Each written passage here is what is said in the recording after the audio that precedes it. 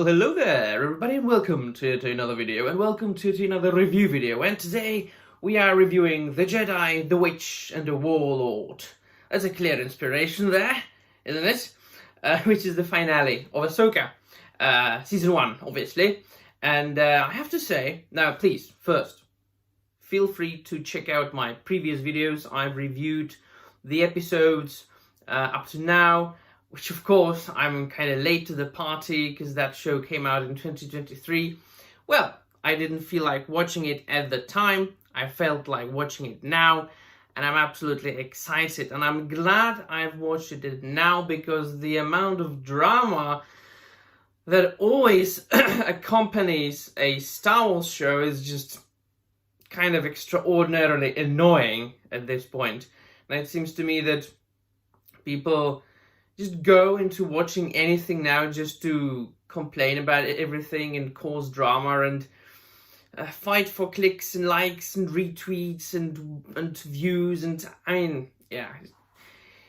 When did we stop just watching things and reading things and then criticizing them or praising them, rating them, talking about the actual story and the craft that goes into it? Well, you can have this on this channel. So there's a lot to talk about in this video for this finale because a lot of things happened. Now, I have to say that out of all that came out after the acquisition of Lucasfilm by Disney, I kind of have to say that I enjoyed Ahsoka probably the most out of all the TV shows. Now, I did enjoy the first 2 seasons of The Mandalorian and Andor, but I don't know. This was something. It might be the the relationships and the chemistry that the characters had between each other. It seems to me that it is quite superior in this aspect. Also, I was quite pleasantly surprised that you don't really need to have watched the entire TV show Rebels in order to understand this story. That was the main gripe of people when the show came out. Like, oh, it continues the story of the Rebels. Why would they make a show that you wouldn't understand without watching the Rebels? Clearly, those people who said that didn't watch Ahsoka. Because even if you didn't watch Rebels, they made Ahsoka in the way that you can absolutely understand it. They explained everything well, but I have touched upon that in my previous videos. I was quite pleasantly surprised how they were able to wrap it all up, and at the same time leave the door open for a potential second season, which I think it has been confirmed that we will get one. It hasn't started being produced yet, but it is in development, and I'm quite looking forward to that. But I also was very much pleased with the character development of the individual characters. It was spaced and paced very well. Now, it is the fault or the downfall of many a story today, be it a film or a TV show, that the character development is either too quick or there is none. So, for instance, if you look at the sequel trilogy, you will find the character of Rey absolutely unlikable and unbelievable in the way that she is a perfect person, a perfect adept to, for being a Jedi from the get-go. She masters everything too quickly. There is really no passion and no emotion to her character. It's not the fault of the actress, of Daisy Ridley or whatever her name is. It's the fault of the writers, it's the fault of the fact that they didn't know what to do at all from the get-go. The changing of the directors and the overall approach to the sequel trilogy was tragic and disastrous. And of course, they then try to explain everything by making her like the heir to Emperor Palpatine, right? She is like the descendant of the most powerful Sith or whatever. And I'm like, yeah, that is really, it's like really no. But no, they did it very well. I especially liked the character, the development of Sabine Wren, when the entire season plus what came before, which if you count everything, is like years and years and years and years. She's been struggling with using the Force, with, connecting with the Force. She's been very good with a lightsaber, being a Padawan to Ahsoka Tano. But of course, as Ahsoka says in this show, like swinging a lightsaber doesn't make a Jedi, right? It is your connection with the Force. And so Sabine Wren has been struggling with the use of the Force for years. And now finally, at the end of this show, we find her finally finding her connection with the Force. Might have been by the fact that she was at this planet where, as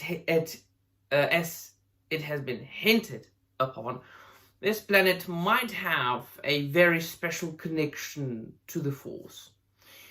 As we get to know at the end of the episode where Bylan Skull was standing on top of a statue, which depicted the father character from the Clone Wars, right? And there was this story arc about the father and his son and daughter, those two ancient beings that kind of represented the Force, father being the balance, the son being the dark side of the Force, and the daughter being the light side of the Force.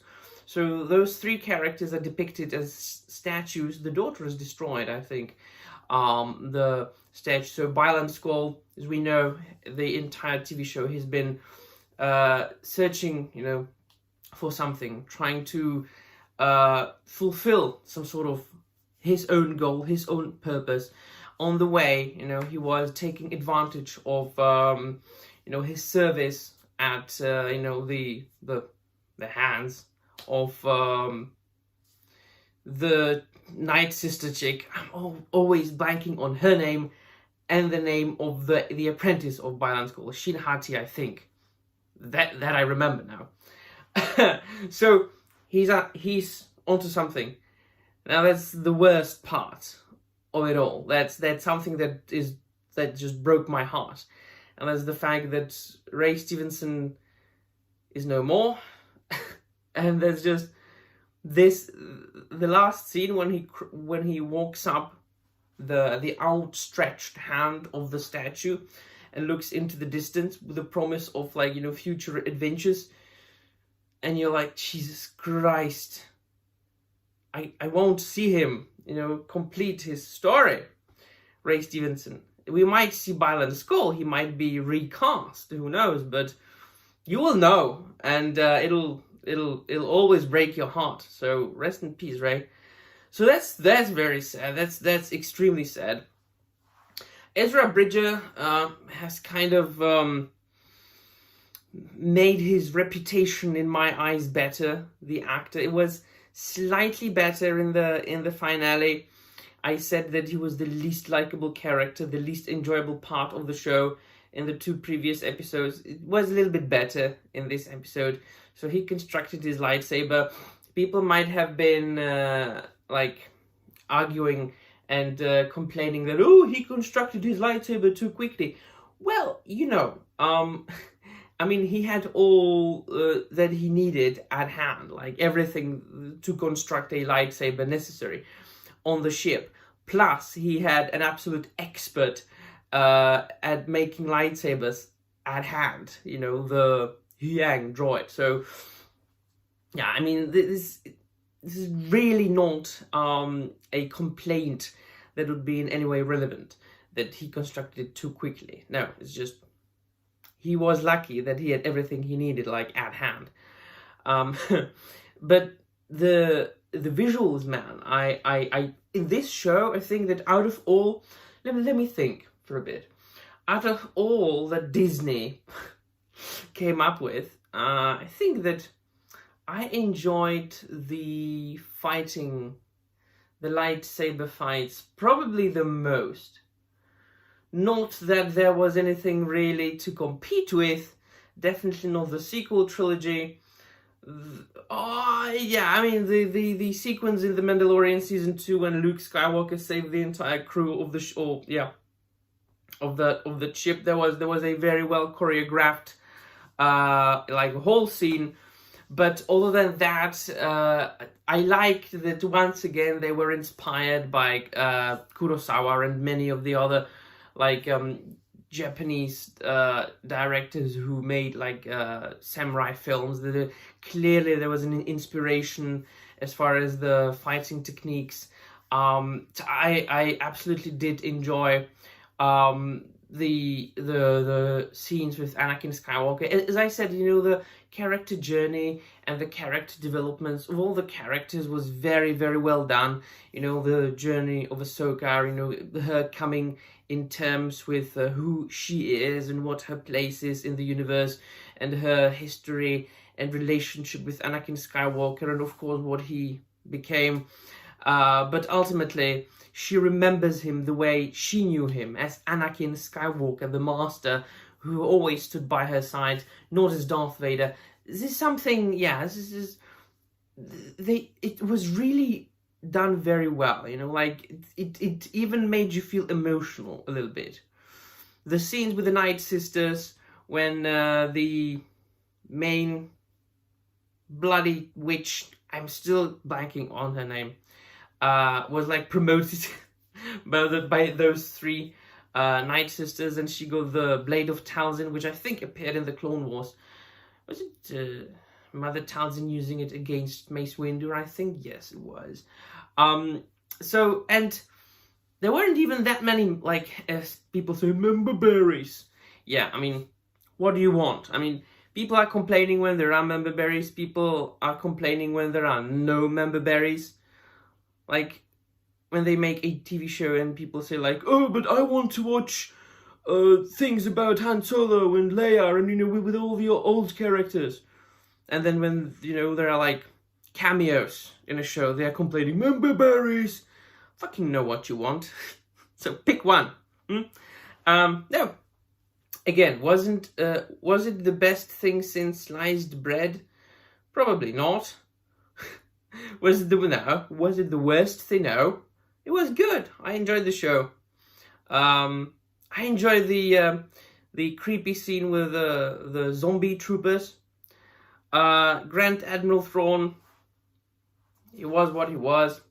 He wasn't the Grand Admiral Thrawn that I imagined when I was a teenager and reading all the expanded universe novels.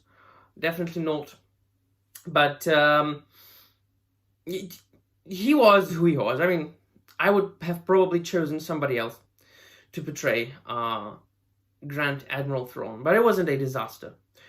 So it was an enjoyable show. I did enjoy it probably the most since I can remember as far as Disney Star Wars goes. So yeah, currently I'm watching the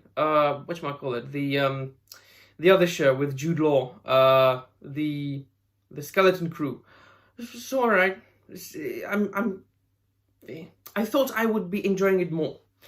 I definitely enjoyed, you know, watching Ahsoka and Skeleton Crew like at the same time, being able to compare the two. I definitely enjoyed Ahsoka more. It overshadowed Skeleton Crew like 100%. So yeah, let me know in the comments down below what you think, and that'll be all. Thank you very much for watching, and may the Force be with you.